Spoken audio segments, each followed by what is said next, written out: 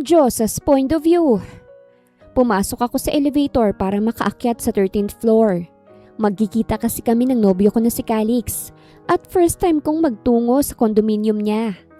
Habang naghihintay umabot sa 13th floor, sinilip ko ang phone ko nang tumunog ito. Nakita ko ang message ng aking tiyahin sa GC. Diyosa! Bakit hindi mo pinasok sa loob ng bahay ang panty mo? Tinangay ng aso! Sobrang baho siguro ng beso mo para tangayin. Leche ka! Nasama pa yun sa akin. Napailing na lamang ako sa mensahe na aking nabasa at hindi na lamang pinansin. Kaso may dagdag pa siyang message. At huwag kang uuwi rito kung hindi ka magdadala ng ulam ha. Buwisit ka! Ikaw ang kumuha ng pera ko ano?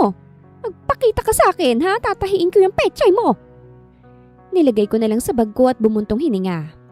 Hindi naman talaga ako uuwi ngayon kasi may sleepover kami ni Calix. Nag-shave pang ako kasi baka sakaling may mangyari sa amin at least ready na sa bakbakan. 2 months ko palang nobyo si Calix pero masasabi kong siya na talaga. Sobrang sweet niya sa akin at gentleman. Kahit 7 taon ng agwat, mapapa-age doesn't matter ka na lang talaga. Pagdating ko sa 13th floor, excited ako na lumabas sa elevator. Agad kong inamoy ang sarili ko bago tinawagan si Calix. Oh, nasan ka na? Bungad niya. I'm here, babe.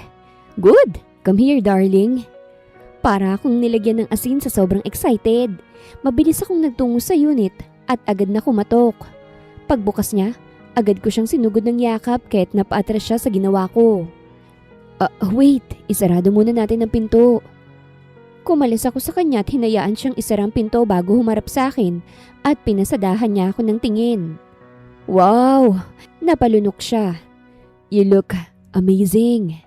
Thank you. Ang ganda naman ng unit mo, Calix. Dito ka ba nakatira? Yes. Humakbang siya sa akin at hinapit ang aking bewang. At dito rin kita titirahin. Nakiliti ako nang halikan niya ang tenga ko. Pero bago yan, kakain na muna tayo ah. Nagluto ako para sa ating dalawa.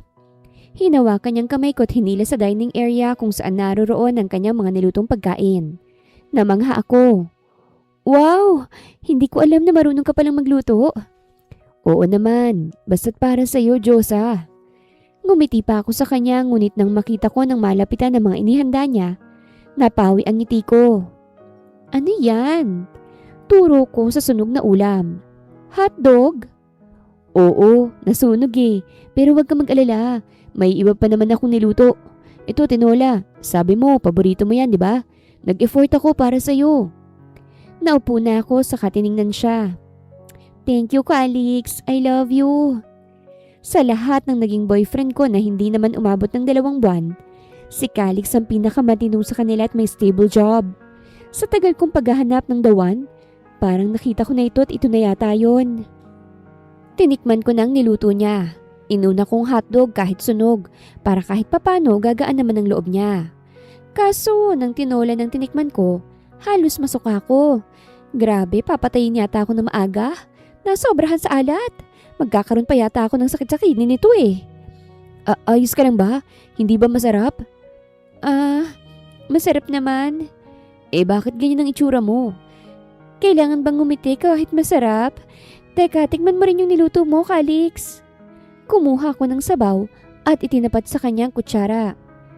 Tikman mo ang masterpiece mo, Calix. Titikman na sana niya nang may kumatok sa pinto ng unit niya. Pareho kaming napatingin doon bago ko tiningnan si Calix. May bisita ka ba? Umiling siya. Wala naman, titingnan ko lang. Enjoy the food ah. Nang umalis si Calix para tingnan ng kumatok, dumiretso agad ako sa lababo para sumukat uminom din ng tubig. Mabuti na lang talaga't gwapo at mapera siya. Pwede naman siyang mag-hire ng cook kung kasal na kami. Basta't wag na lang siya magluluto ulit. Papaupo na sana ako pabalik sa aking upuan nang tarantang bumalik si Calix sa dining area at hinila ko. Halos mahulog ako mula sa pagkakaupo. Ano bang problema? Magtago ka, bilisan mo! Ha? Magtago ka, bilisan mo! Kinaladkad niya ako patungo sa kwarto niya. Kumunot ang aking noo. Litong-lito sa kanyang ginawa. Ano ba kasing nangyayari? Bakit ako magtatago? Napaigtad ako nang may humampas sa pinto ng unit niya. Calix! Papasukin mo ako! Namilog ang aking mga mata nang marinig ang boses ng isang babae na galit na galit. Sino yun? Please, magtago ka na. Sino nga kasi yun? Pagputol ko sa kanya kasi gusto kong malaman kung bakit ako magtatago. Asawa ko yun. Nalaglag ang aking panga. Asawa mo? May asawa ka na? Oo, kahit magtago ka na para hindi ka mahuli. Pero wala akong mapagtaguan. Lecheng buhay to, akala ko ito na pero ngayon ko lang nalaman na kabit ako. Pinagmumura ko na sa isipan ko si Calix. Umawa ka rito. Ibinigay niya sa akin ng isang kumot. Calix! Dumang ka sa bintana, itatali ko. What? Sige na, maldita ang asawa ko, kala mo ba? Mas maldita akong manduloko ka. Calix! Sigaw ng babae na halos sirain ang pinto ng unit niya. Wala akong magawa kung hindi ang umakyat sa bintana hawak ang kumot. Iba't ibang klase ng mura ang pumasok sa isip ko dahil sa sitwasyon na ito. Ako? Kabit? Ito na yata ang pinaka-worst na nangyari sa buhay ko. Ang maging kabit. Unti-unti akong bumaba mula sa bintana. Nanginginig ako kasi 13th floor to. At kapag nahulog ako rito, mamamatay akong kabit. Agad na sinara ni Calix ang bintana nang makalabas ako. Halos hindi ako makahinga dahil sa takot. Narinig ko pang sigaw ng asawa niya na mukhang nakapasok na sa unit. Bakit ayaw mo akong pagbuksan, ha? May tinatago ka ba? Wala. Bakit ang tagal? Pinapainit mong ulo ko, Calix. May anak na naghihintay sa'yo tapos dito ka tumatambay? Hindi ka nga nagbibigay ng panggatas? Nanlumo ako sa narinig. Diyos ko po, patawarin mo ako, Lord. Hindi ko alam. Binilisan ko ang pagbaba dahil may nakita akong balcony. Kahit doon na lang ako basta hindi lang ako mahulog. Kaso, itatapat ko na sana ang paa ko sa railings. Isang hindi kaaya-ayang sitwasyon ang aking nakita mula sa glass window. Isang lalaking may magandang katawan ang nakaupo sa kanyang kama, habang hawak-hawak ang kanyang talong. Diyos mio, nagsasarili pa sa harapan ng bintana. Sir? Pikit na pikit ang lalaki. Hindi niya namalayan na may audience na siya. Pero kailangan ko talaga ng tulong niya ngayon. Mauhulog ako. Mamamatay akong kabit. Hindi ako papayag. Kuya! Nilakasan ko ang boses ko. Kuya, tulong! Naidilat niya ang kanyang mga mata. Noong una, ang kanyang mga mata'y matamlay. Ngunit nang makita ko, namilog ang kanyang mga mata at agad tinakpan ang sarili ng kumot. Sino ka ba? Tulungan mo muna ako! Please! Nagtatago ako! Napakurap-kurap siya bago siya lumabas at lumapit sa akin. Kita kong pamumula ng kanyang mukha pero hindi ko na yun pinansin. Nasaan ang kabit mong gago ka, ha? Parehas kaming nagulat sa sumigaw. Bilisan mo! Please! Humawak na siya sa paanan ko para sana kunin ako. Kaso lumikot ang tela sa ibabaw ko. At bago pa ako makita ng asawa ni Calix, tumalon na ako sa katawan ng lalaki. Kaya't napahiga siya sa sahig at ako naman nakapatong sa kanya. Nanlaki ang mata ko nang nakaramdam ako na parang may tumubo sa hita ko. Sorry!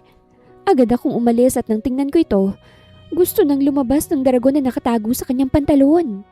Sorry talaga! Nakagat kong ibabang labi ko. Hindi ko naman siya matingnan nang ipinasok niya ako sa unit niya. Akong nahiya sa nakita ko. Normal lang naman kasing magsarili lalo na't nasa unit niya naman siya. At isa pa gabi na rin, kaya't hindi niya siguro inaasahan na may tao. At yuso. Agad akong nag-angat ng tingin sa kanya. Pulang-pula na ang kanyang mukha. Huwag kang mag-alala, wala akong pagsasabihan, promise. Salamat sa tulong mo Kahit sobrang guilty ko, hindi na rin mawala sa isip kong nakita ko. Kahit malandi ako, first time ko pang makakita ng real life dragon. Grabing dragon naman yun. Ibang klaseng sukat, hindi pang ordinaryo. Bakit ka ba kasi nandun? Hindi ako nakasagot agad. Hindi mo ba alam kung gaano kadelikado dun? Paano kung walang balcony? Di patay. Napangiwi ako. Bakit ka nga kasi nandun? Nandito ako para sa boyfriend ko. Pero pinalabas niya ako sa bintana kasi may asawa pala siya. Doon na tumulo ang luha sa aking mga mata. Hindi ko matanggap na kabit pala ako. Gusto ko lang namang magmahal eh. Mali pa. Dagdag ko pa. Nataranta tuloy ang lalaki at nag-alok pa ng tubig. Wala ka bang beer? Napakurap-kurap siya. I have, but... Wala nang bat-bat. Bigyan mo ko. Maglalasing ako para makalimutan ko ang kalik sa iyo. At para makalimutan ko rin ang nakita ko kanina. Sa huli, pinagbigyan ako ng lalaki. Binigyan niya ako ng beer at hinayaan akong magluksa sa ginawa ni Calix sa akin. Mga lalaki talaga. Nasabi ko na lang nang naparami na ang aking nainom. Hindi ako sinabayan ng lalaki. Nanatili lang siyang nakatingin sa akin. Sa lubong ang kilay. Bakit ba ayaw mo akong sabayan? Nagalit ka ba kasi nabitin ka sa... Stop! Pigil niya sa akin. Just shut up kung ayaw mong paalisin kita. Sungit! Hindi ko alam kung ano nangyari sa akin pagkatapos. Basta't pagising ko, nasa kama na ako at amoy na amoy kong ula mula rito. Agad akong bumangon at humawak sa aking ulo. Kinurap-kurap ko ang aking mga mata at napatingin sa paligid. Nandito ako sa kama ng lalaking ito. Nataranta ako't agad diningnan ng sarili. Nakahinga ako ng maluwag nang makitang suot ko pa rin ang damit ko kagabi. Gising ka na pala. Napatingin ako sa pinto. Naroroon ang lalaking naka-apron at may hawak pang sandok. Kumain ka na at umuwi na. Mukhang magaling magluto ang lalaki. Pagdating ko sa lamesa, nakaplastada na ron ang mga niluto niya. Wow! Hindi ko napigilan. Kumain ka na at umuwi ka na. Natawa ko. Atat ka naman yata masyadong palayasin ako. Umupo na ako. Mukhang masarap nga itong luto niya tapos gwapo pa siya. Bonus na malaki pa yung tinatago niya.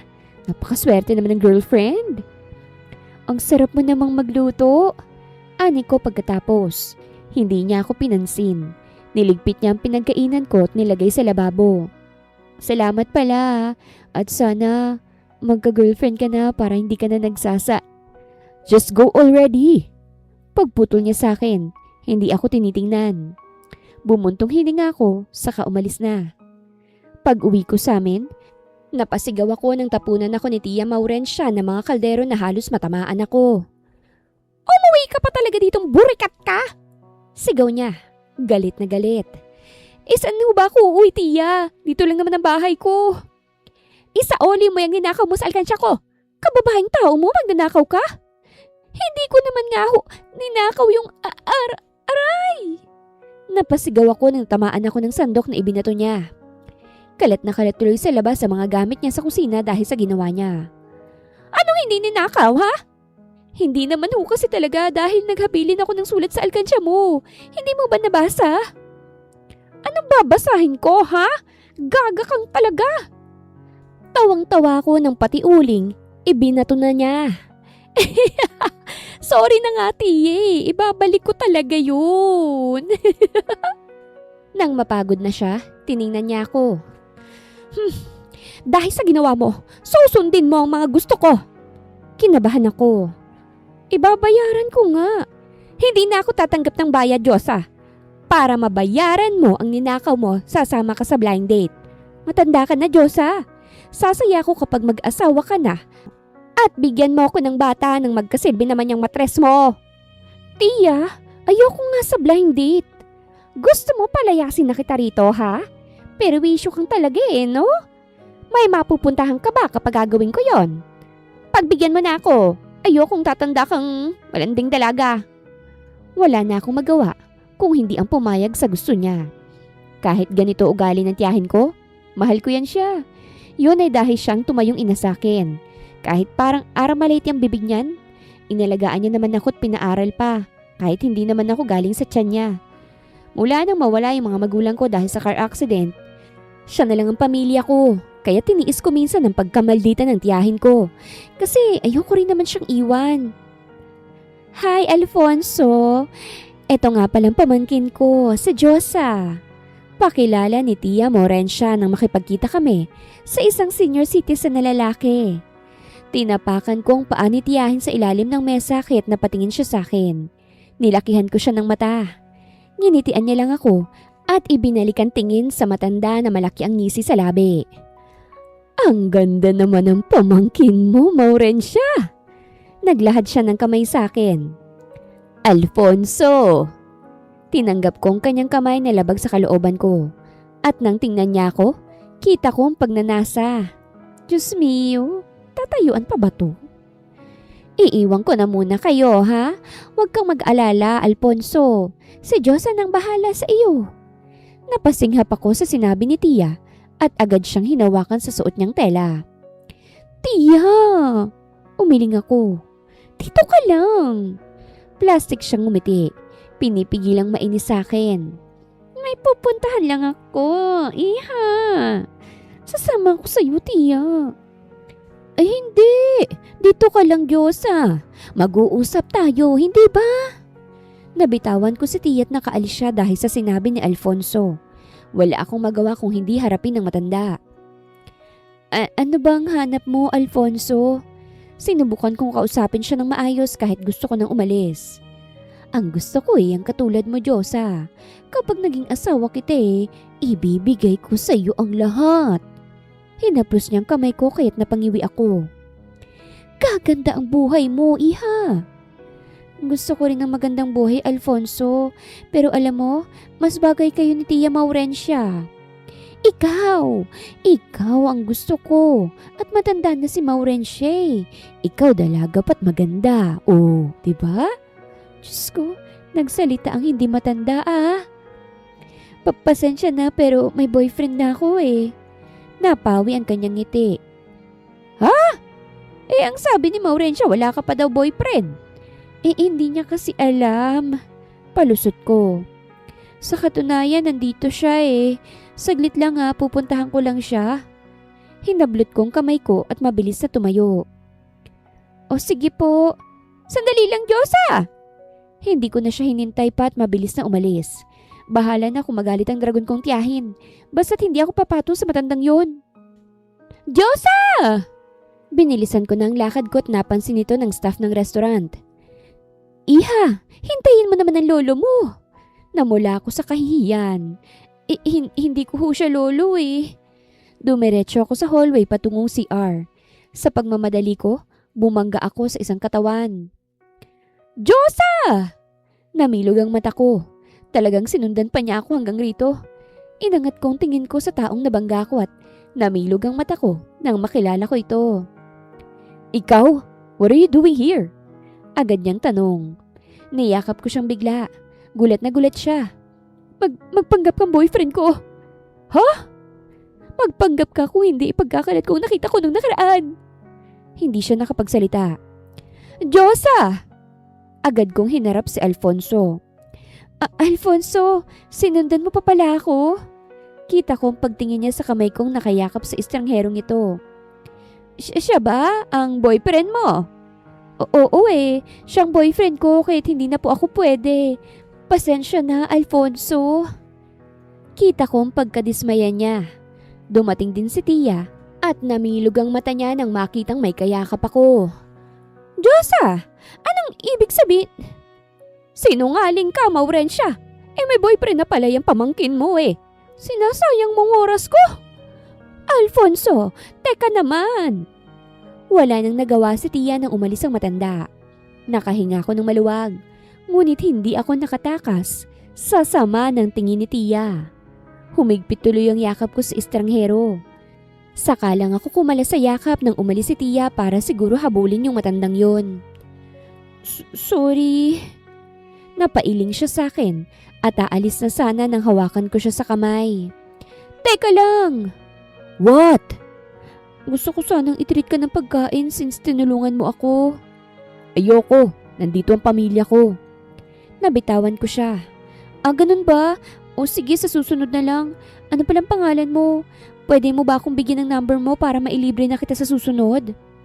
No, I won't give. Drake!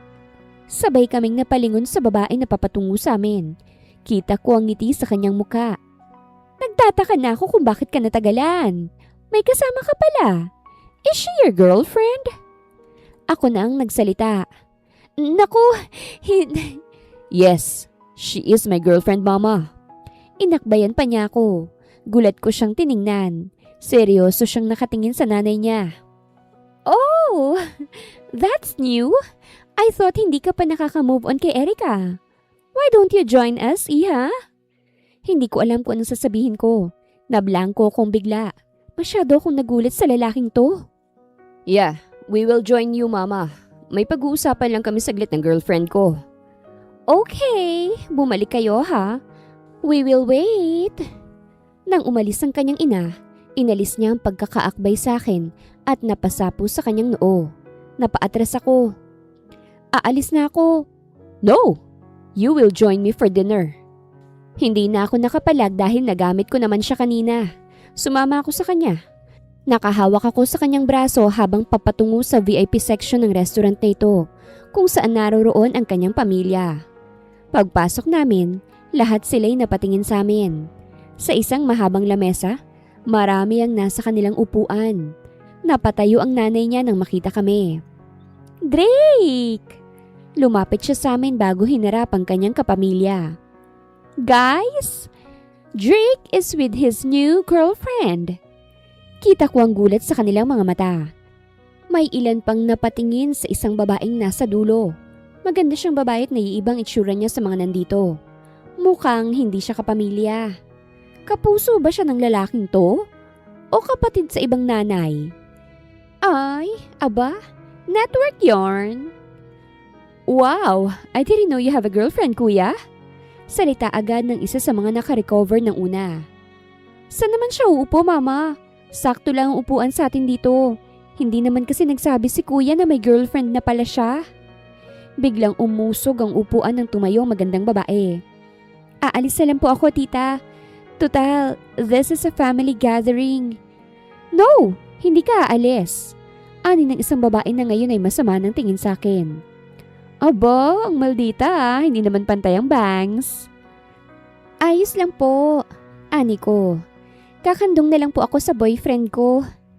Naibuga ng isang babae ang kanyang iniinom na juice at may nabilaukan pa. Gusto kong matawa sa mga reaksyon nila. Tingin ko ang babaeng balak sanang i-give up ang kanyang upuan ay may something kay Drake. Mag-ex ba sila?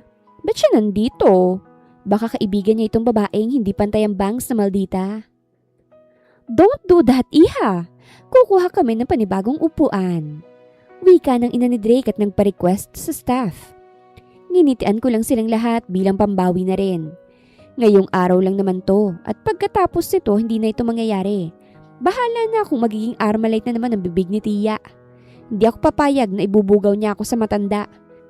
Kaya bago-bago pa ako naging kabe tapos sa matanda na naman. Bay nagbumuka na akong gold digger niyan ha? Kailan naging kayo ng anak ko? Tanong ng ina ni Drake nang makaupo na ako. Tahimik ang mga kapamilya niya habang tinatanong ako. Halos hindi ko nga makain ng pagkain dahil sa kaba. 1 month na po. What? Nag-react si girl na hindi pantay ang bangs. Nag-cheat ka kay Erica, kuya? Hindi pa 1 month mula nang maghiwalay sila. What is this girl saying? Advance lang naman. Ani ko sa kanya. Nanligaw siya sa akin ng 1 linggo. Sinagot ko siya noong nakaraang araw. Kita ko ang gigil niya. Huwag ka mag-alala, hindi ko type yung kuya mo, okay? Are you serious with each other? Tanong pa ng ina niya. Yes, mama. Malamig na sagot ni Drake. Very serious. Matapos ang pagkain, nagpaalam muna ako na magsi-CR muna. Hindi ko kasi carry ang sosyal na kaganapan sa pamilya ng Drake na yun, kaya't kailangan kong huminga. Tumunog ang phone ko. Nang tingnan ko, nakita ko ang numero ni Tia. Speaking of the devil, huminga ako ng malalim bago ko ito sinagot. Tia, umuwi ka rito! Nailayo kong phone ko sa tenga ko dahil sa sigaw niya sa kabilang linya. Tia, umuwi ka, tuwag mo kong ginagalit. At ibinaba niya na ang tawag. Huminga ako ng malalim at saka lumabas na ng CR. Naglalakad na ako pabalik sa VIP section nang makarinig ako ng nag-uusap hindi malayo sa silid na yon. Naisipan kong tumigil at magtago para marinig yon. Drake, girlfriend mo ba talaga yon? Wala na ba talaga tayong pag-asa? Hindi ko narinig na nagsalita si Drake. Bakit kaya sila naghiwalay? Drake, I know I made a mistake but I still love you. I really do. Masakit sa akin na may pinakilala kang babae sa pamilya mo. Ang tagal na natin, Drake. I'm sorry. Please, let's get back together. Napairap ako sa narinig. Mukhang magkakabalikan din naman sila. Umatras na lamang ako saka umalis na sa restaurant para harapin ang galit ng baliw kong tiyahin. Iyan! Puskusin mo ang maitim na kalderong yan! Singhal ni Tia sa akin habang tinatambakan niya ako ng napakaraming kaldero na ginamit niya sa kanyang karinderya. Nanlumo ako saka tiningnan siya. Tia naman, ang dami naman ito. Ginusto mo yan! May ginto na sana, pumikit ka pa? Sa tingin mo, bibigyan ka ng magandang buhay ng lalaking kayakap mo nung nakaraang araw? Hayan! Maghugas ka riyan! At iniwan ako ni Tia sa labas kung saan nandito ang gripo namin. Ilang araw nang nakalipas mula na mangyari yon. Hindi makamove on si Tia sa ginawa ko at itong parusa niya sa akin. Ewan ko ba sa tiyahin kong ito? Ramdam ko naman na mahalaga ako sa kanya pero minsan, kung ano na lang pumapasok sa kokote. Palagi pang galit na para bang pasa ng mundo. Ganito siguro kapag walang dilig. Tumanda na lang mag-isa kahit napakabiter sa buhay. Nakalimutan ko na ang Calix na yon. Mula nang malaman ko nakabit ako, pinutol ko ng kontak ko sa kanya. Hindi na kami kailanman nag-uusap. Okay na rin yun para makaramdam din ako ng peace of mind. Kuskus ako ng kuskus sa katawan at puwet ng kaldero. Pawis na nga ako kasi ang tagal mawala. Sobrang dugyot ko na nga dahil ang itim ay napupunta na sa mukha ko. Diyosa! Naibagsak ko ang balikat ko nang marinig ko na naman ang tawag ni Tia. Diyosa! Bakit? Pasigaw kong sabi at inis sa nag-angat ng tingin kasi buwisit na talaga ako sa ginagawa ko. Pero ang inis ko, napalitan ng matinding hiya nang makita ko kung sinong kasama ni Tia. Nakatingin siya sa akin at sa mga kalderong nakapalibot sa akin. Sobrang gulo pa ng buhok ko at nakapambahay lang ng damit. Pero teka, paano siya nakarating dito? Paano niya nalaman yung bahay namin? At saka bakit siya nandito? Andito ang boyfriend mo. Napakurap-kurap ako. Pwede ba tayong mag-usap? Mahinahong tanong niya sa akin. Hindi pa ako nakaka-recover sa biglaan niyang pagsulpot kaya't nautal pa ako. Tungkol saan? Diyosa, maligo ka nga muna. Nakakahiya sa bisita mo. Amoy na amoy namin dito. Leche talaga tong si Tia, oh. Ano palang pag-uusapan natin? Tanong ko matapos kong maligo at magbihis. Hindi ko maiwasang kabahan dahil ngayon ko lang siya naharap ng maayos. Nung una kasi, naglasing ako. Ang ikalawa naman, nagpapanggap kami. Dumaan pa si Tia at tinaasan ako ng kilay bago tuluyang lumabas ng bahay para bigyan kami ng privacy. Kailangan kita. Kumunot ang noo ko. Ha? I will hire you. Magpanggap ka na girlfriend ko. Umangat ang kilay ko sa sinabi niya. Hindi pa ba kayo nagkakabalikan ng ex mo? Umawang ang kanyang labi. How did you know that she's my ex? Wala, pakiramdam ko lang. Hinahanap ka ni mama ng dinner eh. Bigla kang nawala. Pinauwi ako ng tiyahin ko eh. Kasi totoo naman. At saka, hindi kita matutulungan sa gusto mo. Malilintikan ako sa tiyahin ko eh. Nakita mo naman siguro na binubugaw niya ako sa matatanda, di ba?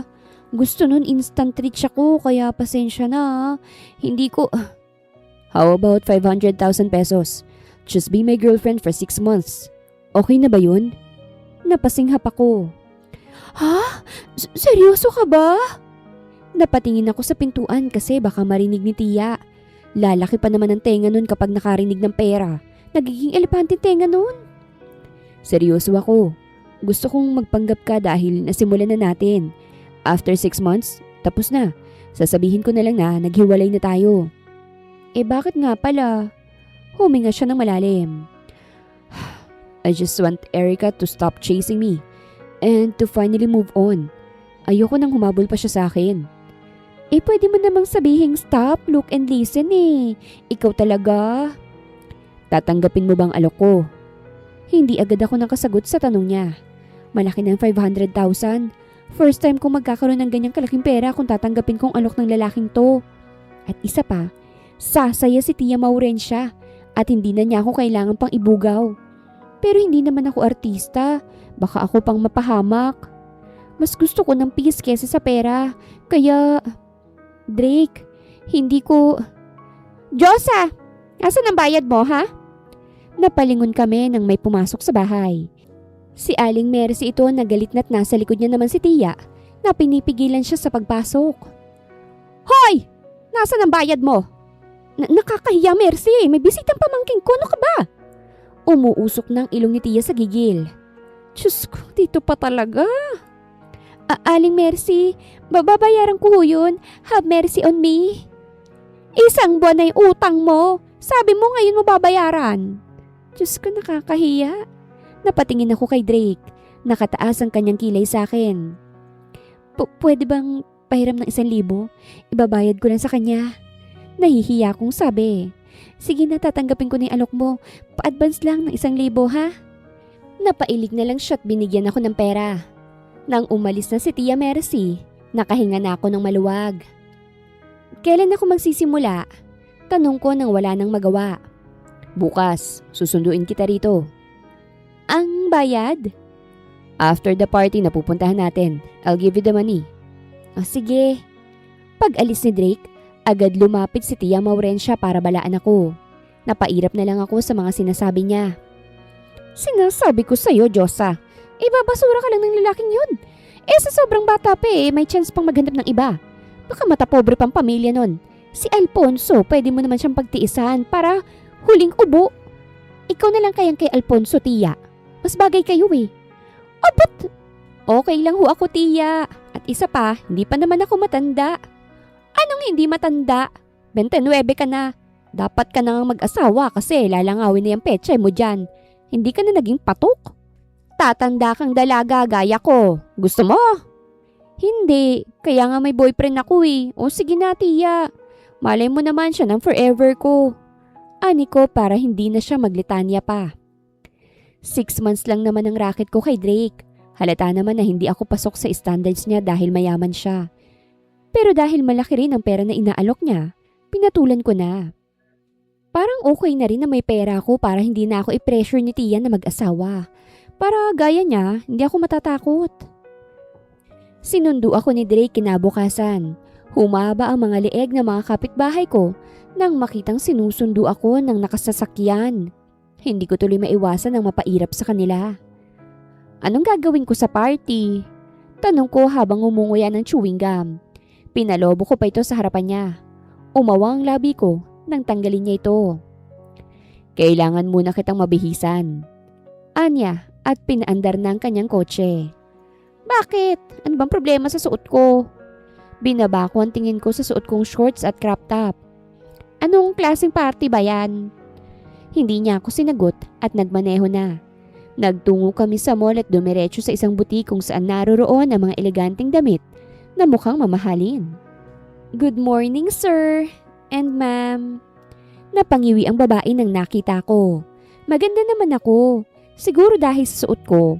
Nagmumukha kasi akong pokpok. She's my girlfriend and has a bad taste of fashion. Please give her the best dress for the party. Formal na wika ni Drake sa staff. Okay, sir. Humarap siya sa akin. I'll wait for you. Trust them. They will help you choose the best dress. Huwag kang mag-English na mag-English. Dumudugo na ilong ko ha? Umiling lang siya't ako naman. Sumunod sa staff na kahit papano mabait naman. Sadyang may judgmental eyes lang talaga. Bagay to sa'yo, ma'am. Ipinakita ng babaeng staff ang dress na napili niya para sa akin. Isa itong sleeveless dress na kasing pula ng dugo. Talaga bang bagay sa akin to? Tanong ko sa kanya. Baka mapahiya ako nito Maganda ka naman, ma'am.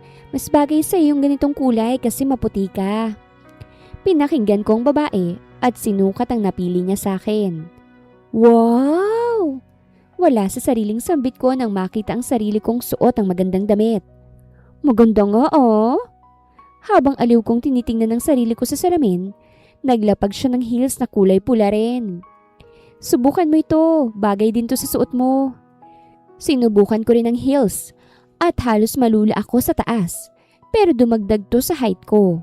Nang lumabas ako sa fitting room, agad akong lumapit kay Drake na kasalukuyang nakaupo sa sofa habang tumitingin sa kanyang phone. Drake, okay na ba to? Tamad siyang nag-angat ng tingin. Let's... Nabitin sa ere ang kanyang sasabihin nang makita ko. Umawang ang kanyang labi. Ayos lang ba? Sumagot ka naman kahit fake lang to. Ayoko pa rin namang mapahiya. That's fine. Tara na. Tumayo na siya saka nag-iwas ng tingin. Malilate na tayo. Hinawakan niyang kamay ko saka marahang hinila palabas. Nataranta ako. Teka, hindi pa to bayad. Tapos na, nabayaran ko na. Anya nang hindi man lang ako nililingon. Hinabol ko ang kanyang lakad hanggang sa magkatabi kami. Ngumiti ako sa kanya nang balingan niya ako. Salamat, ganda nito ah. Hindi halata na isa akong hampas lupa.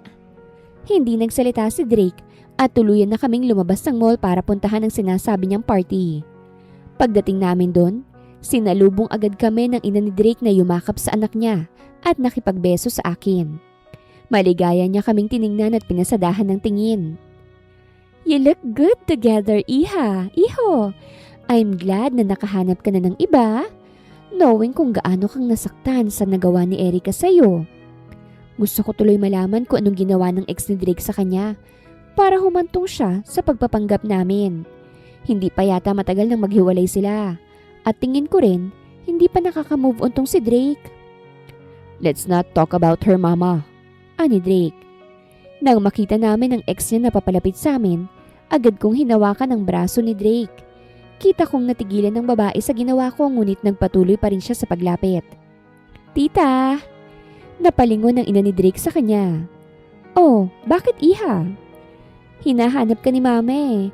She wants to talk to you about something. Oh really? Before I go, gusto ko lang formal na ipakilala kayo sa isa't isa. Erica, this is Josa, Drake's new girlfriend.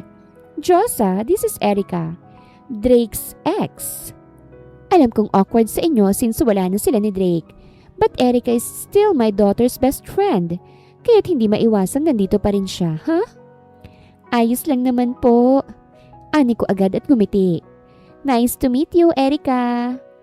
Hilaw siya nang ngumiti sa akin bago sumama sa ina ni Drake patungo sa ibang parte ng lugar na ito. Nakahinga ako ng maluwag at nang silipin ng peke kong boyfriend, nakatingin na ito sa papalayo niyang girlfriend. Napabuntong hininga ko. Hay, magbalikan na lang kaya kayo. And what do you mean by that? Inilis kong kamay ko sa braso niya at niliitan siya ng mata. Mukhang mahal mo pa naman. Pinapahirapan mo lang yung sarili mo. Gastos ka pa sa pera mo para lang magka-hire ng peking girlfriend. Napatingin na rin siya sa akin. Malabo nang mangyari yun. Bakit? Mahal mo pa naman ah. Kung ano man ang nangyari, baka naman mapapatawad mo pa siya. She cheated on me. Nagulat ako ron. Let's not talk about her. Ang mabuti pa gawin mo yung trabaho mo. Natauhan ako ron. Mukhang nainis ko siya. Ibinalik ko sa braso niya ang kamay ko. O sige. Hindi naman kami magkakilalang talaga ng lalaking to kaya't hindi ko na dapat pinakikialaman ng buhay niya. Ang mahalaga, may pera ako pagkatapos nito. Mukhang kilalang tao nga itong si Drake sa party na ito. Nang lumayo kami saglit sa isa't isa, lumapit agad ang mga tao sa kanya. Wala nga akong naiintindihan sa party na ito eh. Ang inaasahan ko pa namang party katulad ng nakasanayan ko na nasa covered court at may disco talaga. Dito, parang ang boring. Ang boring yata ng party ng mga mayayaman, no? O sadyang hindi lang ako sanay. Wala bang buduts dito? Habang busy si Drake, naisipan kong kumuha ng pagkain sa mahabang lamesa.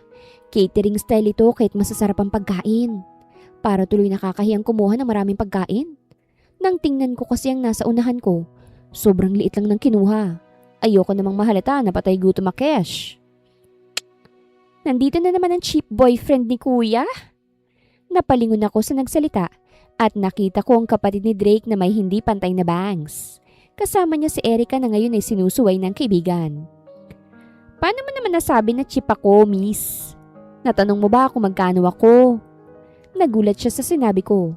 Tinalikuran ko na siya at kumuha ng pagkain. Akala yata niya hindi ko siya papatulan. Baka bunutin ko pa yung bangsa noon niya nang magpantay. Gosh, Erica, hindi ka dapat ma-insecure sa bago ni kuya.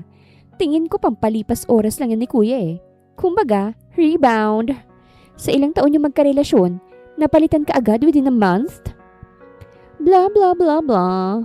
Mamatay kayo sa galit dyan. Basta ako, kakain ako. Sayang, di yata pwedeng mag-bring home dito. Papatikim ko rin sana yung tiyahin ko para naman mabawasan ng pagiging masungit. Sa gitna ng pagkuha ko ng pagkain, iba't ibang boses ang aking naririnig. Ang iba nagtatawanan na parabang ang bawat tawa nila, $10 ang palitan. Kumbaga, tinatawag nilang rich laugh. May iba na kumakain na sobrang klase. Hindi sila mukhang patay gutom. Calix, I think we should go home now. Hinahanap na tayo ng mga bata. Nag-angat ako ng tingin nang marinig ko ang pangalan ng pisting lalaking yon. May bumanggit kasi sa pangalan niya kahit automatic na humaba ang leeg ko ron. Mamaya na, hindi pa nga tapos yung party.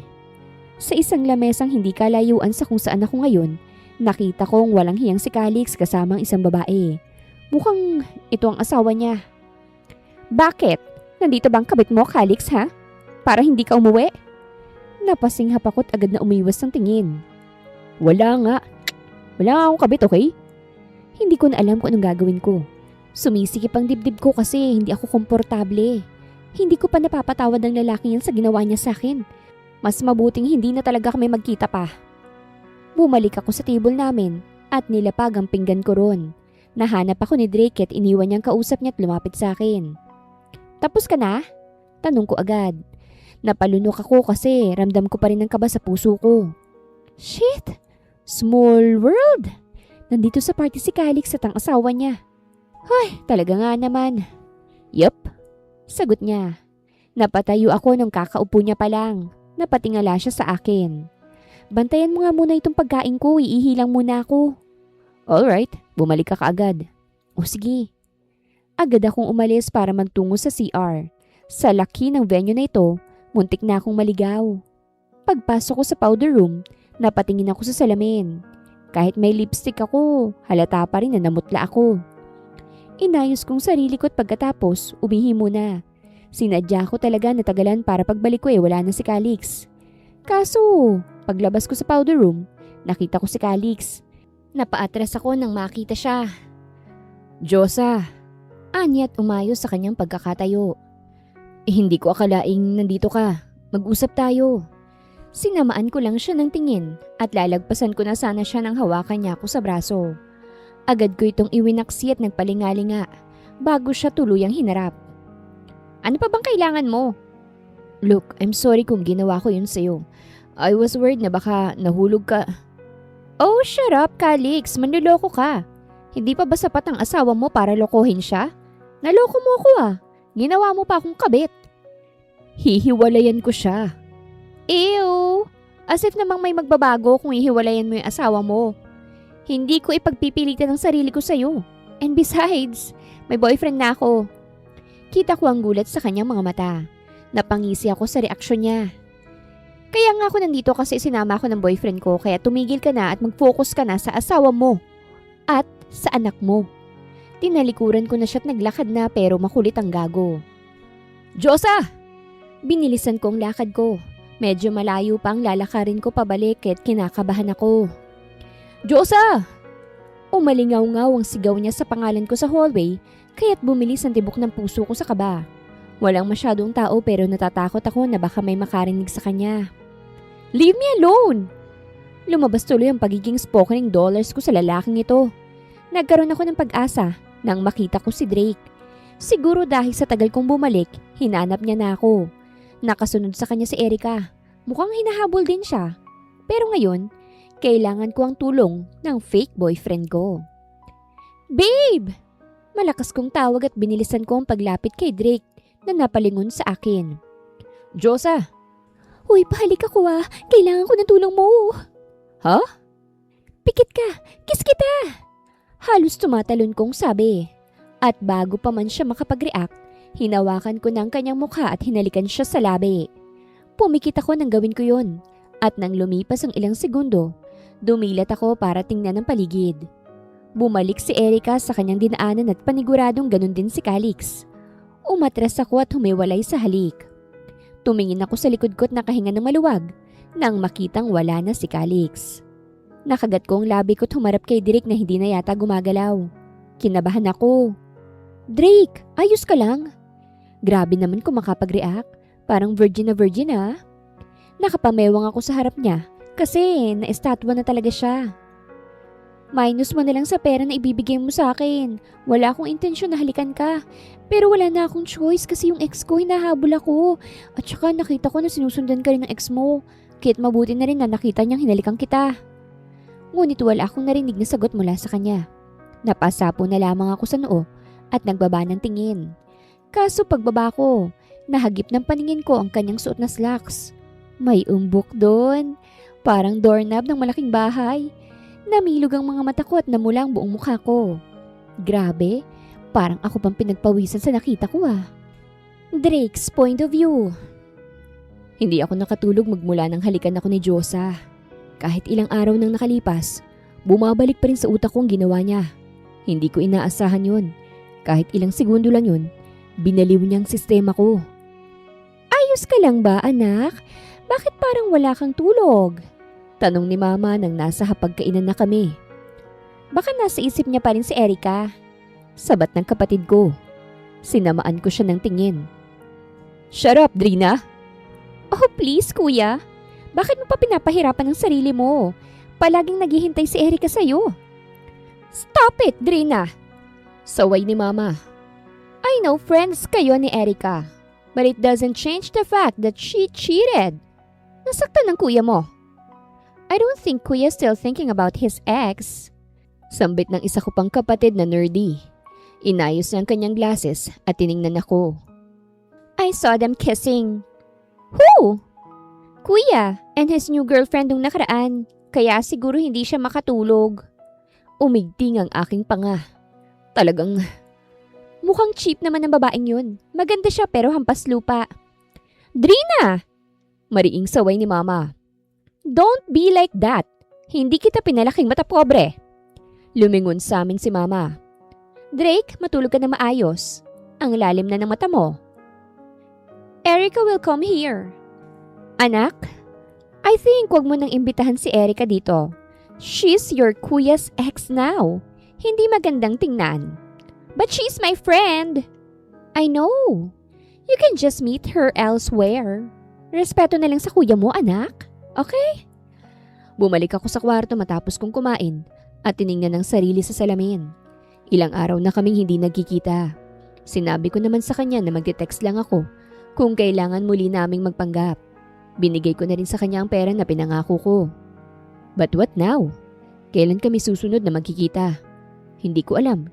Kapag tinantanan na ako ni Erica, maaaring wala nang kasunod. Ako pang lugi sa sarili kong bayad.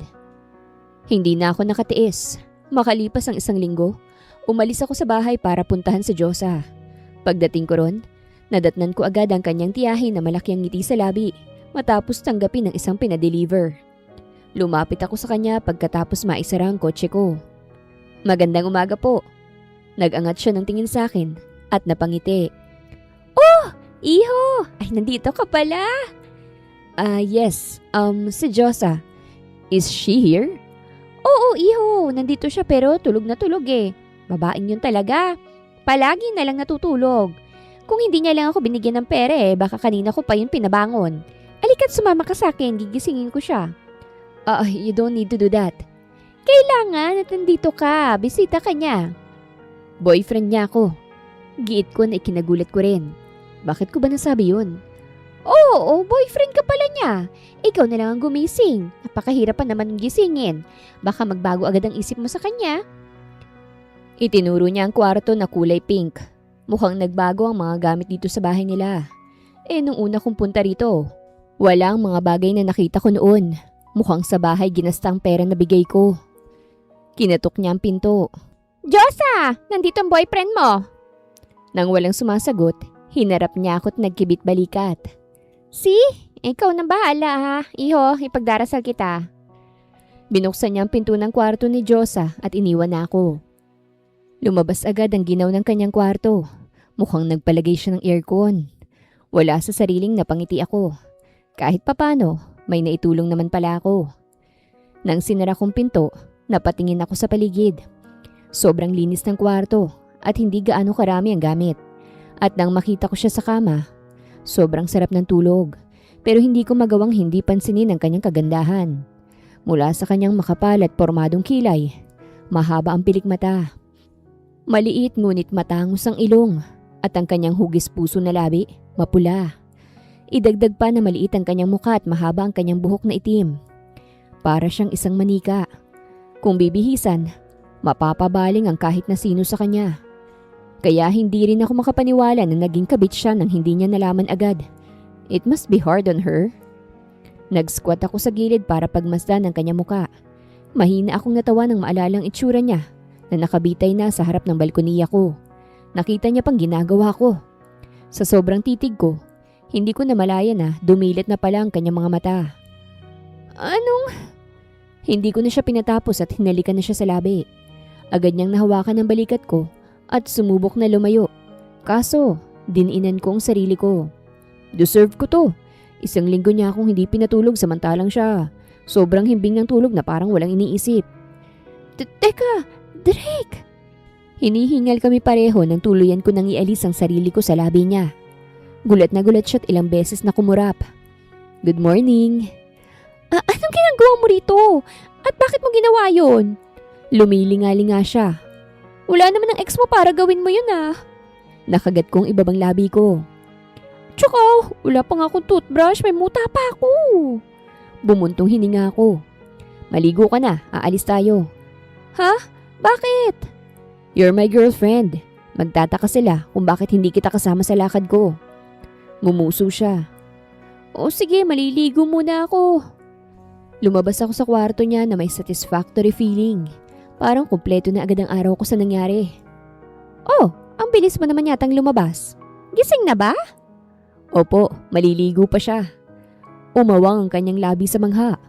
Oh, wow! Nailipat ko ang tingin ko sa hawak niya. Magluluto ho kayo? Oo. May karinderya kasi ako kaso mamaya pa ako magbubukas. May lakad kayo ni Diyosa? Oo, ayos na po ba? Oo naman, sana naman seryoso na yan ha. At saka, sa itsura't pananamit mo mayaman ka. Tapos bata pa. Ayoko talaga sa bata para kay Diyosa lalo na kung mayaman. Kita mo naman kami iho, hindi kami mayaman. Ayokong mapunta pamangking ko sa mata pobre. Kaya nga naireto ko yan kay Alfonso kahit matanda. Alam mo naman, ilang taon na lang ang... Wag ho kayong mag-alala, hindi ko hahayaang mangyari yun. Peke lang naman kami. Kung ang peking ito'y mapupunta sa katotohanan, poprotektahan ko siya kung sakasakali. Hindi naman mata pobre si mama. Si Drina ang ikalawang kapatid ko lang ang problema kung sakali. Tia! May dugo! Kahit nasa loob ng kwarto niya si Diyosa, rinig na rinig namin ang sigaw niya. Nataranta kami pareho. Ha? Anong dugo? Kinabahan din ako. Pumasok kami sa kwarto ni Diyosa. Nauna ang tiya niya. Anong dugo ang sinasabi mo ha? Sabihin mo! Pabiliw ng napkin tiya, may dugo ako. Sigaw ni Diyosa sa loob ng banyo. Parehas kami natigilan ngunit ang tiya, mukhang pinipigilang manggigil. Malas naman ngayon pa talaga. Tiningnan ako ni tiya. Iho, ikaw na nga lang bumili. Napkin with wings ha? Po? With wings? May pera ka ba diyan? Ikaw munang bumili at magluluto pa ako may tindahan diyan Napakurap-kurap ako. Medyo narito ako ngunit sinunod ko pa rin siya. Lumabas ako at naghanap ng tindahan. Naabutan ko sa tindahan ng mga babaeng nakaduster. Nakaharap sila sa isa't isa na parang may pinag-uusapan. Tao po, ani ko. Napalingon sila sa akin at napangiti. Iho, bakit ka naririto? Hindi po, taga rito po ang girlfriend ko Ha? Sino bang girlfriend mo? Huwag mong sabihin sa Diyos bakit ho? Naku, malandi yung babaeng yan. Baka nauto ka ba riyan? Paniguradong pera lang ang habol niyan sa'yo, iho. Kung ako sa'yo maghanap ka ng kalibel mo, uubusin ka ng babaeng yan. Hindi naman ho siya ganun. Nasabi ko kahit hindi pa lubos na kilala si Diyosa. At ano naman ang pakikuron? Hindi kami tunay. Hindi na dapat na big deal yon. Naku, bahala ka. uuwi kang luhaan. Umalis na sila sa harap ng tindera. Anong bibilin mo, iho? Napatingin ako sa tindera. Napkin po sana. Ano bang klase ng napkin? With wings or without wings? Ano po yung with wings? Natawang tindera sa tanong ko. Napkin na lumilipad. Napangiwi ako. Hindi ko talaga alam yan. May kapatid naman akong babae pero may kasambahay naman kami para bumili ng mga pangangailangan nila. Joke lang, iho. Ito yung may makakapitan ang napkin para mas dumikit sa pante. Sino bang gagamit? Girlfriend ko po. Swerte naman. Pero may paraan para hindi na niya kailanganing maranasan ng pagreregla. Ano ba yun? Pwede buntisin mo. Humagikik siya. 9 na buwan. Walang regla yun. Namula ang tenga ko. Na-imagine ko agad na mabubuntis si Diyosa. Sobrang ganda siguro ng kalalabasan sa ganda niya. Bumalik ako sa bahay at narinig ko ng sigaw ni Diyosa. Nagpapalitan sila ng sigaw ng tiyahin niya. Maghintay ka ng babae ka! Ang jowa mong bumili! Bakit kasi siyang pinabili mo? Nakakahiya naman, tiya!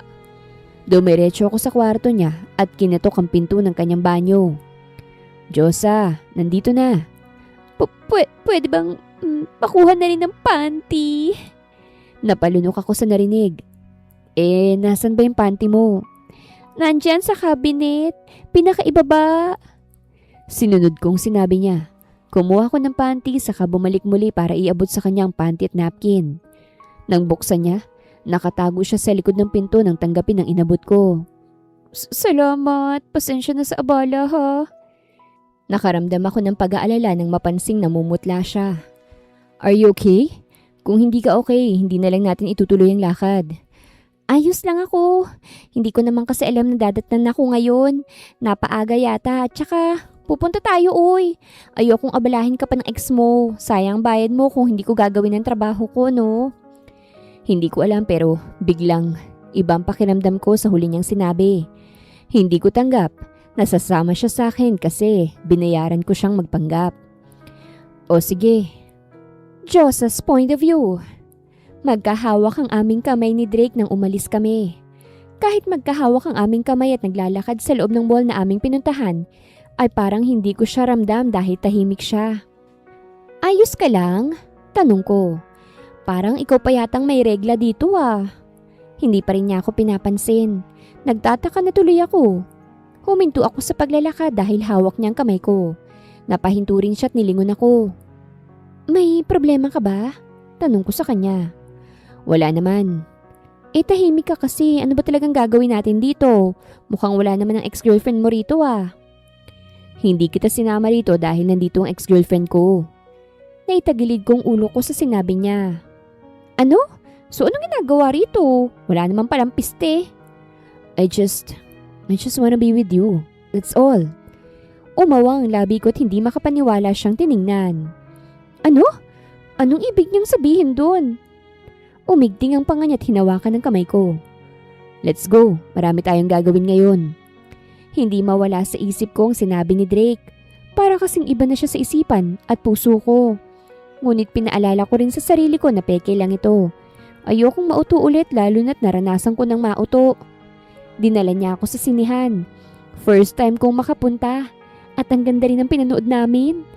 Tawa ako ng tawa ngunit nambalingan ko siya. Hindi man lang siya nakatingin sa pinanonood namin.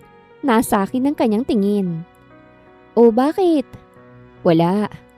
At bumaling na siya sa screen na parang tangang tumatawa. Matapos ang aming panonood, kumain kami sa restaurant na mamahalin. Naloka agad ako nang makita ang presyo.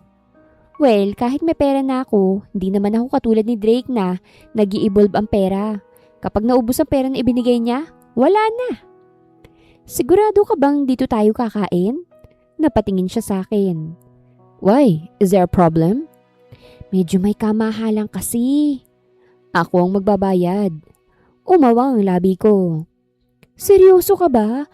Alam kong pagpapanggap lang ito pero wala naman yatang... This is our date. Hindi ito pagpapanggap. Now get what you want. Ako ang magbabayad. Wala akong choice kung hindi ang sumunod sa kanya. Pumili ako ng masasarap na pagkain. Tutal siya naman ang magbabayad. Hindi ko ramdam na pinipeki namin to kasi sa totoo lang, parang hindi na kasi. Sa gitna ng aming pagkain, may mga tanong siya sa buhay ko na sinagot ko naman. Hindi pa ganun katagal nang magpanggap kami. Kung tototohanin to, baka maibalik ko pa ang pera. Magkikita ulit tayo bukas ha? Sabi niya nang maihatid ako sa amin. Gabi na nang umuwi ako. Sa dami ng ginawa namin, wala na sa isip ko kung ano ba talagang tunay na namamagitan sa aming dalawa. Ha? Bakit? Nagsinungaling ako. Ha? I want to kiss you. Mula nang hinalikan mo ko, hindi ako makatulog. Hala? Ganun ba? O edi mas lalong hindi ka makakatulog niyan kapag hahalikan kita ngayon. Ayos lang. Napairap ako sa katumingkayad para halikan siya sa labi. Smack lang sana yun kaso hinapit niyang bewang ko papalapit sa kanya at mas pinalalim pa ang aming halikan. Napasandal ako sa kotse niya nang sinandal niya ako ron at napatingala ako nang bumaba ang kanyang halik sa leeg ko. Napahawak ako sa kanyang dibdib at sinubukan ko sana siyang itulak. Kaso, may naramdaman ako sa may hita ko na parang tumutubo. Nagkatinginan kami ron. Diyos mio, ano gagawin ko sa'yo? Kita ko ang pagpula ng tenga niya at ang pag-atras niya. I'm sorry, I'm just... Sa susunod na lang, may regla kasi ako ngayon ha? Ani ko sa kanya. Umawang ang kanyang labi. Hintayin mong mawala. Hahayaan kitang hawakan ako para hindi mo na kailangang magsarili. Kita kong iritasyon sa kanyang mga mata. At saka, ilang taon na lang 30 na ako. Nakakahiya na maging virgin sa edad na yan. Kung ibibigay ko yun sa taong to, hindi naman lugi kasi gwapo siya at alam din namin sa simula kung anong meron kami. Ang pinagkaiba rin, may pera na siyang naibigay. Kaya't para masulit niya, sa kanya ko ibibigay. Ano pa kung sa taong mahal ko ibibigay kung lolo ko hindi nako? Basta, babalik ako bukas dito. Tumango ako sa nagmamadaling pumasok na sa bahay na may kabana sa aking puso. Hindi nga nagbibiro si Drake nang sabihin niyang babalik siya bukas. Dahil nang magising ako, nasa kusina na siya. Tumulong sa tiyahin kong inabuso pang pagtulong niya. Si Tia naman wala talagang hiya kahit kailan. Bakit nga pala siya naririto? Dapat magkikita lang kami kung kailan nandyan ang ex niyang hindi makamove on sa kanya. Kaso hindi mukhang enjoy na enjoy pa yata siya sa ginagawa niya. Well, hindi ko na problema yun. Hindi naman ako lugi kung sakali. Abat mabutit gising ng prinsesa. Binisita ka na naman ng boyfriend mo. Napakaswerteng kumag. Natigilan ako sa sinabi ni Tia. Grabe ka naman Tia, hindi naman ako pangit. Lumingon si Drake sa akin. Good morning. Nagulat ako sa kanyang pagbate. Good morning. Mahina pa akong napasinghap nang nautal ako. Wait, bakit ako nauutal? Para saan? Ang mabuti pa handa mo ang hapag para makakain na tayo ng agahan. Hindi lang isang beses nagtungo si Drake. Araw-araw na niyang ginagawa to the point na nalilito na ako sa kanya. Pagpapanggap pa ba itong ginagawa mo o may bala ka ng kuhanin ng kalahating milyon?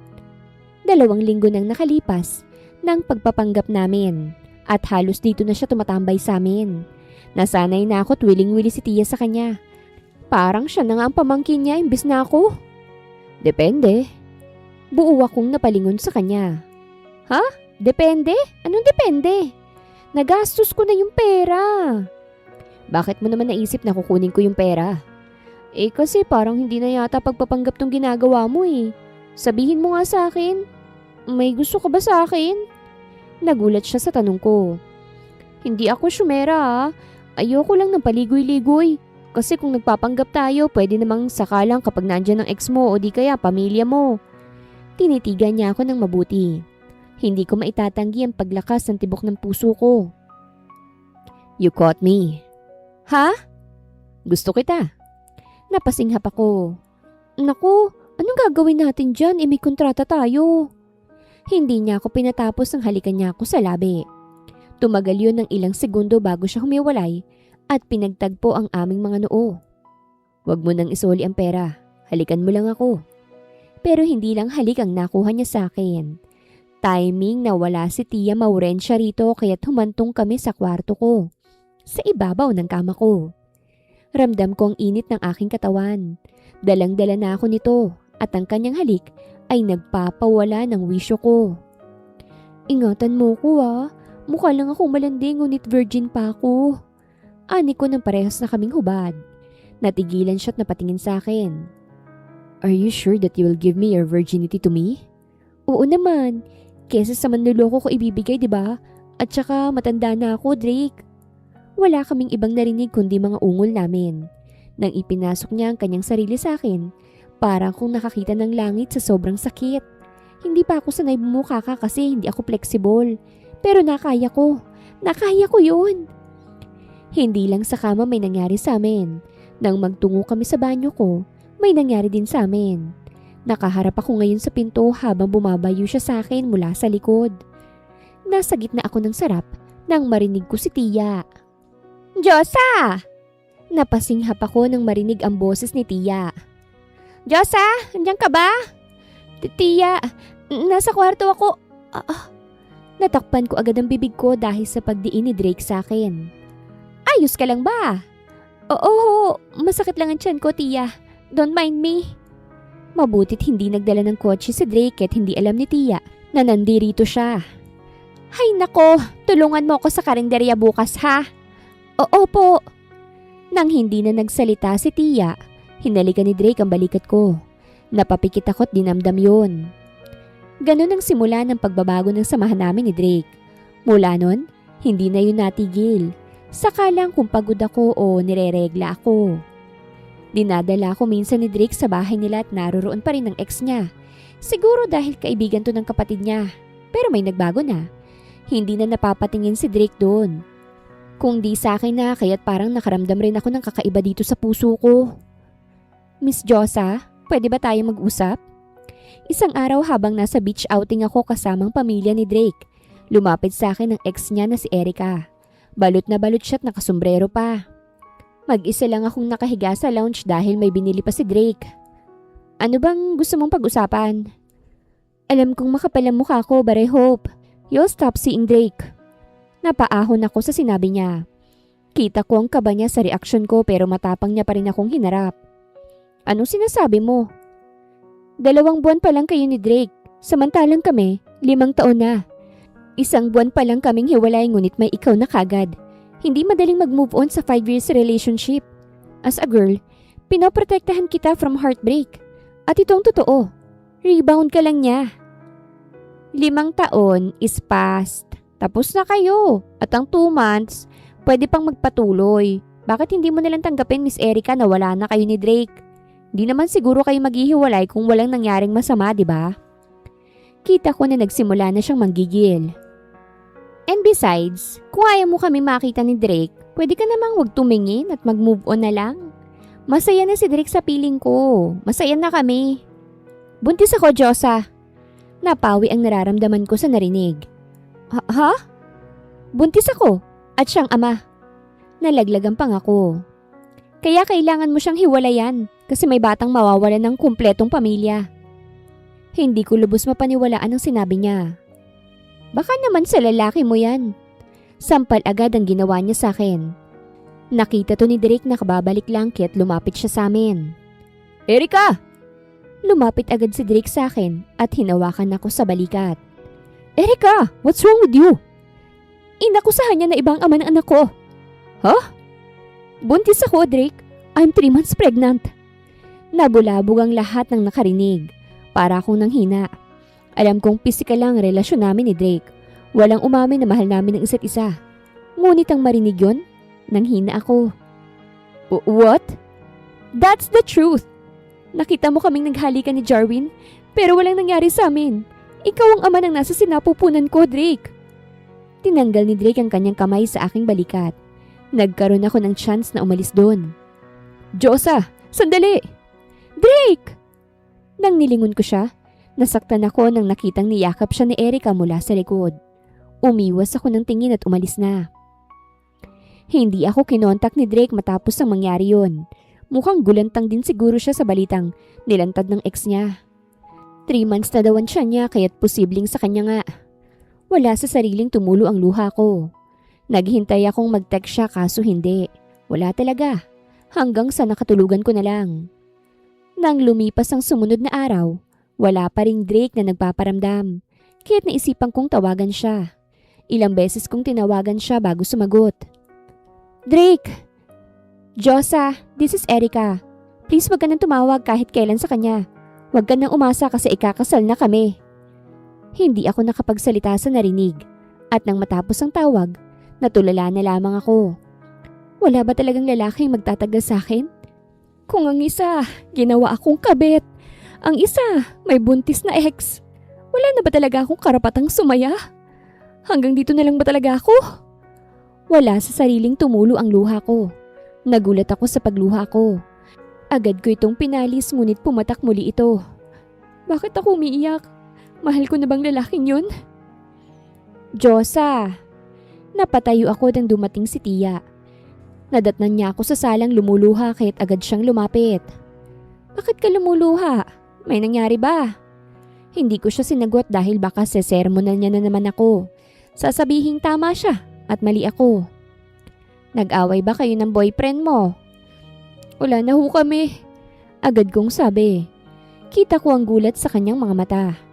Alam kong wala talagang nagtatagal sa akin. Ewan ko kung bakit. Ang hirap ko sigurong pakisamahan kasi walang nagtatagal. Parang sa puntong ito wala nang pag-asang kagaya kung mabigyan ng happy ending. Huwag niyo na ho akong sermonan. Hindi naman ako tanga para hindi alam ang sasabihin mo. Dagdag ko pa. Babalik na sana ako sa kwarto ko nang marinig namin ang sigaw mula sa labas ng aming bahay. Josa! Lumabas ka dyan! Napaigtad ako sa narinig. Si Tiya'y napalingon sa pintuan. Sino na naman yan? Agad akong lumabas para harapin kung sino ito. Ngunit parang bigla akong nagsisi paglabas ko. Kita ko ang gigil na paglapit ng isang babae. Habang sa likod niya ay si Calix na pinipigilan to. Hayop ka! Gulat na gulat ako nang sampalin niya ako. Kaya pala! Ikaw palang kabit! Malakas niyang sigaw. Nagsilapitan tuloy ang kapitbahay naming mga tsismosa at gagawin na naman akong pulutan. Malandi ka? Sayang ganda mo kung side chick ka lang! Umigting ang pangakot, hinarap sila. Hindi ko alam na may asawa si Calix. Bakit sa akin ka nagagalit? Kasi malandi ka! Mang-aagaw ka! Sabihin mo ang dapat mong sabihin. Ito lang masasabi ko. Hindi ko alam na may asawa si Calix. Nang malaman ko na may asawa na siya, iniwan ko siya kagad. Hindi ako pangkabit lang. At alam mo yan, Calix. Dinuro ako ng babae. It doesn't change the fact na malandi ka. Uy, di malandi na. Walang nangyari sa amin ng asawa mo kung yun ang gusto mong marinig. Sa kanya ka magalit kasi niloko ka niya. Niloko niya ako kahit kasal na kayo. Nagpanggap pa siya na wala. Siyang hindi tumupad sa sinumpaan niyo sa simbahan. Mukhang natauhan ng babae sa sinabi ko pero galit pa rin ang tingin niya sa akin. Let's go. Nakakahiya na. Ani Calix. Abat nahiya pa siya mayroon pala siya nun.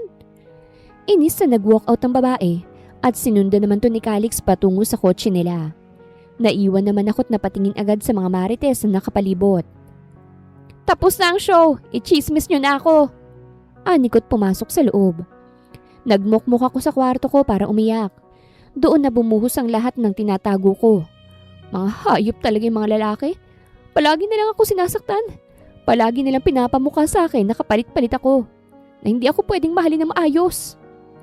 Kaso, sa gitna ng pagdadrama ko, naramdaman ko na parang naduduwal ako.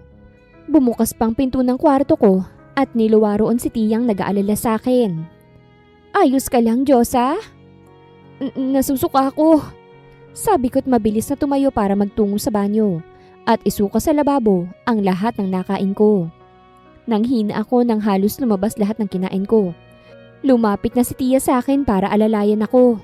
Inayos niyang buhok ko para makasuka ng maayos. May nakain ka ba? Wala naman. Nahihilo ako, Tia. Diyos ka, baka buntis ka.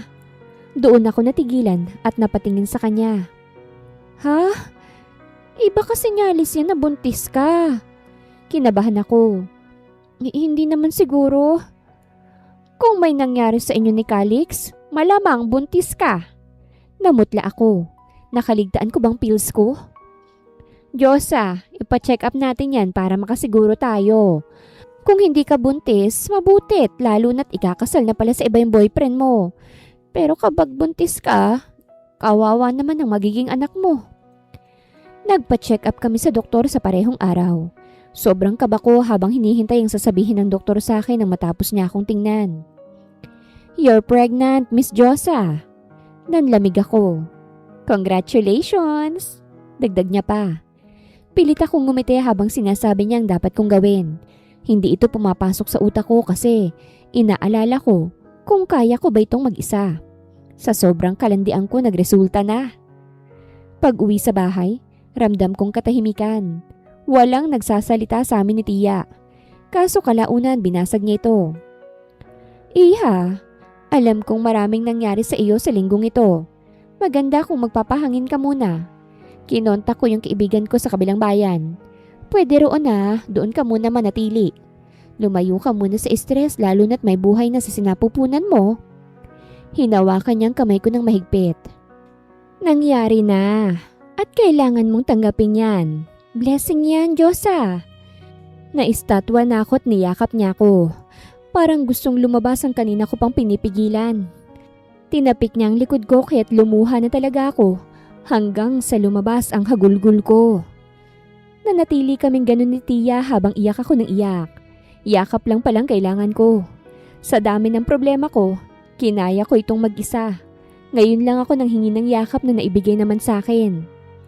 Hindi ko masisisi si Drake nang pinili niyang ex niya. Kahit may nabago na sa relasyon namin, nagsimula pa rin naman kami sa pagiging peke. Hindi niya alam na buntis ako at ayokong malaman niya pa. Kaya naman sumang-ayon ako sa gusto ni Tia. Umalis ako sa amin para makawala sa stress at para matuunan ng pansin ang magiging anak ko. Drake's point of view. Wala na akong natanggap na message o tawag galing kay Diyosa. Magmula nang malaman namin na buntis si Erica at akong tinuturo niyang ama. Hindi na siya muli pang nagparamdam. Kita ko ang pagkadisgusto ni Mama sa nangyari ngunit wala siyang magawa. Kahit ayaw niya, gusto niyang pakasalan ko si Erica kasi kawawa raw ang magiging apo niya. Nandito na rin nakatira si Erica ngunit magkaiba kami ng kwarto. Drake, saan ka pupunta? Isang araw, nadatnan ako ni Erica nang papalabas na sana ako ng bahay. Medyo halata na ang kanyang tiyan pero hindi ko pa rin lubos akalain na buntis siya. Ngayon pa talaga na masaya na ako sa piling ni Diyosa. Aalis ako. Pupuntahan mo bang babaeng yon? Umigting ang aking panga. Ano naman ngayon sa'yo? Nasaktan siya sa sinabi ko at lumapit. Ano ngayon sa akin? Magiging ama ka na, Drake. Ikakasal ka na rin sa akin kaya... Tandaan mo na ikakasal lang tayo dahil sinabi mo na ako ang ama na nasa sinapupunan mo. Hindi dahil sa mahal kita. Hindi na kita mahal, Erica. Agad akong lumabas ng bahay para puntahan ko si Diyosa. Gusto ko siyang makausap. Gusto kong sabihin sa kanya na mahal ko siya. At hindi ko ito ginusto. Hindi ko alam na nabuntis ko pala si Erica na maghiwalay kami. Kahit ako may duda rin ako ngunit wala ring ebidensya. Tao po! Sarado ang bahay nila pagdating ko. Pati ang mga bintana, sarado rin. Naku, iho! Wala sila dyan ngayon. May pinuntahan yata. Sabi ng kapitbahay. Boyfriend ka ni Diyosa, no? Kawawa ka naman. Huwag ka nang umasa sa babaeng yon. Bago lang din nang masugod siya ng asawa ng ex niya eh. Kabit siya, iho, kaya't huwag ka nang umaasa dun. Masisira ang buhay mo. Umigting ang pangako sa inis ngunit hindi naman ako nagsalita. Hindi naman itinago ni Diyosa yun sa akin. Hindi naman niya alam na kabit siya. Iniwan din niya agad nang malaman niya yun. Pagbalik ko sa bahay, kumunot ang noo ko nang makarinig ako ng iyakan. Nagmamadali akong nagtungo sa sala at nakita ko si Erica na nakaluhod sa galit na galit kong ina. Ano nangyayari? Napalingon sila sa akin. Drake! Ani Mama at lumapit sa akin. Huwag na huwag mong pakakasalan ng babaeng yan, ha? Hindi naman pala ikaw ang ama ng dinadala niya. Umawang ang labi ko. Pati ang kapatid ko na si Drina na malapit na kaibigan ni Erica. Galit ang tingin sa kanya. Anong ibig mo sabihin? Narinig ko siyang may kausap sa phone niya. Gusto ng kausap niya na akuin ng bata kasi siya daw ang ama. Ayaw niya kasi ang gusto ni Erica, ikaw. Ikaw ang umako kahit hindi naman ikaw ang nakabuntis. Ang kapal na mukha. Lumuhod pa para sabihin ginawa niya lang yon dahil mahal ka niya. Hindi pa sapat na niloko ka niya. Pipikutin ka pa ng walang hiyang babaeng yan. Hindi makapaniwalang tiningnan ko si Erica. Is this true, Erica? Nakagat niyang ibabang labi niya. I'm sorry, Dick. Mahal na mahal kita eh. Gusto ko talaga na bumalik sa'yo kaya... Get out! Pagputol ko sa kanya. Napatayo si Erica at umambang lalapit sa akin ngunit hindi ko siya hinayaan. Get out, Erica! Hanggat nagtitimpi pa ako. Umalis ka na! You ruined everything. Masaya na ako sa iba eh. Gusto mo pang sirain? Now na nasira na. Are you happy now, huh? Drake! Umalis ka na! Umalingaw-ngaw ang galit kong boses sa buong bahay. Wala ni isang balak na magsalita sa galit ko. Galit talaga ako kasi baka sa puntong ito, hindi ko na maibabalik ang sarili ko kay Diyosa. Maganda pa naman yun. Madali niya lang akong mapapalitan. Hindi na ako nagsayang ng oras. Kinabukasan ay bumalik ako sa kanila. Nakita ko si Tia na nagwawali sa harapan. Tia, nasan ho si Diyosa? Inis niya akong tiningnan. Tinatanong mo pa talaga? Hindi ba't ikakasal ka na? Hindi ho matutuloy at ayaw ko rin namang magpakasal kay Erica. Paki ko sa Erica na yan ha. Umalis ka na. Tsupe! Tia, gusto ko lang makausap si Diyosa. Wala siya rito. Umalis. Kinabahan ako. Ho? Wala siya rito. Umalis sa kahapon. Hinatid ko. Saan ho siya nagpunta? Pupunta na siya sa ibang lalaki. Sarkastiko niyang wika at hinarap ako ng tuluyan. Ikaw ha, mas malala ka. Yung dating ex niya ginawa siyang kabit. Ikaw ang mas malupit. Binuntis mo na nga yung ex mo pati ba naman ang pamangkin ko? Sobrang katinayata niyan ha. Kalmutin mo na yan. Sa dami ng sinabi ni Tia, isa lang ang narinig ko. Buntis si Diyosa? Doon natigilan sa pagsasalita si Tia at napatakip sa kanyang bibig. Buntis ho siya? Tanong kong muli. Hey, malis ka na nga! Iniwan niyang wawalisin niya sana. Teka lang po, nasan si Diyosa? Hanapin mo! Napaigtad ako ng padabog niyang isinarang pinto. Agad kong hinanap si Diyosa. Hindi mawala ang saya sa mukha ko nang umuwi kaya't gulat na gulat ang pamilya ko. Ang saya mo yata anak, ani Mama. Ang mga kapatid ko tahimik lang na nakatingin sa akin. Ma, buntis si Diyosa Mama. Tuwang-tuwa kong sabi. Napatakip si Mama sa kanyang bibig. Bakit ang saya mo? Ikaw ba ang ama? Sigurado ho ako Mama. Mayabang kong sabi. O nasa na siya ngayon? Tinaguan niya ako kahit kailangan ko siyang hanapin. Diyosa's point of view. Ilang araw nang nakalipas magmula nang tumira ako sa bahay ng kaibigan ni Tia Maurencia. Gaya niya, wala rin tong asawa at anak, kaya't mag-isa lang siya sa bahay. Hindi halatang buntis ka ha, ang sexy mo eh. Namula ko. Bago pa po kasi kaya't hindi pa halata. Asan ba ang ama niyan? Nalungkot ako. Ano ho magpapakasal na ho sa iba. Napatayo siya sa sinabi ko. Ano? Nabuntis niya ang ex niya. Hindi niya alam na nabuntis niya rin ako. Ani ko na parang wala lang. Natapos ko na kasing iyakan yun kaya't ayoko nang balikan. Ayokong umiyak muli. Diyos ko, ang sama naman ng lalaking yun. Hindi niya naman po kasi alam na nabuntis niya pala bago sila maghiwalay. Pero baka hindi sa kanyang bata. Aba, bakit mo nasabi yan? Naghiwalay kasi sila dahil nag-cheat yung babae. Malay natin. Bakit parang okay lang sa iyo? Hindi mo ba hahabulin? Hindi naman ho kami totoo. Ano bang habol ko ron? Magsasalita pa sana siya nang may kumatok sa pinto. Kumunot ang noo ko. Tapusin mo yung kinakain mo ha at titingnan ko lang kung sinong kumakatok. Tumango ako't nagpatuloy sa aking pagkain. May bisita ka, Diyosa. Ha?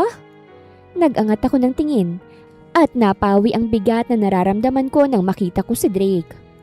Anong ginagawa mo rito? Tanong ko at bahagyang nabahala. Mag-usap tayong dalawa. Narito si Tia Almira sa aming dalawa. Iha, siya ba yung nakabuntis sa'yo? Hindi ko siya sinagot. Nanatili ang tingin ko kay Drake. Ano pag-uusapan natin?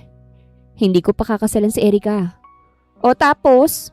Pagsusungit ko. Hindi ako ang ama ng dinadala niya. Doon ako natigilan. Agad siyang lumapit sa akin at niyakap ako. Naistatwa ako sa kanyang ginawa. I'm sorry. Bakit ka magsusorry? Kumalas siya sa yakap para tingnan ako.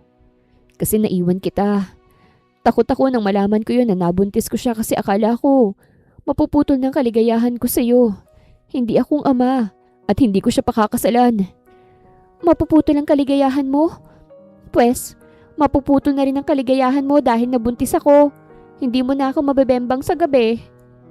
Hindi katawan ang habol ko sa iyo. Ha? Mahal kita. Marahan niyang sabi. At masaya ako na buntis ka kasi paniguradong akong ama niyan. Araw-araw ba naman namula ang mukha ko. Mahal mo ko? Peke naman tayo. Hindi tayo peke. Alam mo yan, Diyosa. Wag mo akong tanggihan ng ganito. Magkakababy na tayo, oh. Umirap ako't lumayo sa kanya. Akala mo ba hindi ako nasaktan? Ilang balde ng luha kahit nang ilabas ko tapos parang wala na, nagtungo ka lang rito. Ayoko nang magpaligoy-ligoy pa, Diyosa. Gusto kitang pakasalan. At nayanig ang mundo ko nang maglabas siya ng singsing. Pakakasalan mo lang ba ako kasi buntis ako? Hindi pa tayo matagal. Wala naman sa tagal yun, Diyosa. Gusto kitang makasama. Sigurado na ako. Tinanggap ko ang proposal ni Drake ngunit syempre, pinahirapan ko muna siya. Kailangan kong bawiin ang luhang nailabas ko dahil sa kanya. Kaya't naghirap muna siya bago niya ako dalhin sa West. Hindi muna kami sa simbahan nagpakasal dahil magfo-focus muna kami sa pagbubuntis ko.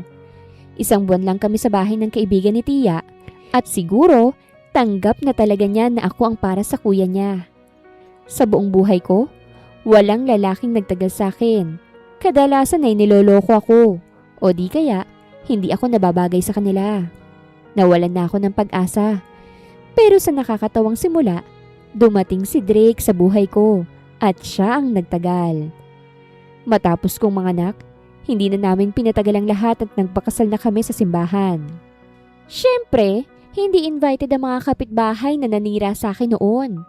Saka lang naman sila nagsimulang bumait nang malamang magiging parte na ako ng mayamang pamilya.